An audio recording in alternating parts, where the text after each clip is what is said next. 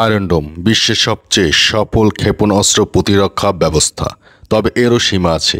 প্রতিটি ইন্টারসেপ্টের মূল্য $40,000 থেকে $70,000, আর প্রতিপক্ষের ক্ষেপণাস্ত্র কখনো তা বানাতে গেলে $1,000-এরও কম। আয়রন ডোম তৈরি করতে লাগে মাসের পর মাস। প্রতিটি ইন্টারসেপ্টের ক্ষেপণাস্ত্র বানাতে খরচ হয় হাজার হাজার ডলার।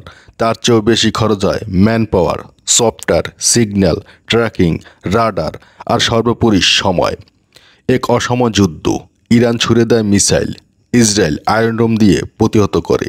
ইরান জানে ইসরায়েলের প্রতিরক্ষা যন্ত্র আয়রন ডোম তারও একটা সীমাবদ্ধতা আছে। তাই তো ইরান ঝাঁকে ঝাঁকে মিসাইল ছড়ছে প্রতিদিন, আর তাতেই আয়রন ডোমের সিস্টেম ওভারলোড হয়ে গেছে। এটা যদি আমরা একটু সহজ ভাষায় বলি, মোবাইল ফোন স্লো হয়ে গেলে মোবাইল ফোন যেমন কাজ করতে চায় না, তেমনি ইসরায়েলের আয়রন ডোম স্লো হয়ে গেছে। ওভারলোডের কারণে প্রতিটি ইন্টারসেপ্টের ব্যবহার এখন হিসাব করে করতে হচ্ছে। গণিতিক নয়, বরং রাজনৈতিক সিদ্ধান্ত হয়ে যাচ্ছে কোন শহর বাঁচবে আর কোনটা নয়। বড় শহর নাকি সেনাঘাঁটি, শিল্প অঞ্চল নাকি জনবসতি, এসব প্রশ্ন ক্ষণিকের মধ্যেই সিদ্ধান্ত নিতে বাধ্য করছে কমান্ড সেক্টরগুলোকে। আজকে সবচেয়ে বড় খবর হচ্ছে ইসরায়েলের আয়রন ডোমের ব্যাটারি শেষ হয়ে যাচ্ছে। যে ব্যাটারি আছে তাতে আর মাত্র 10 দিন চলবে।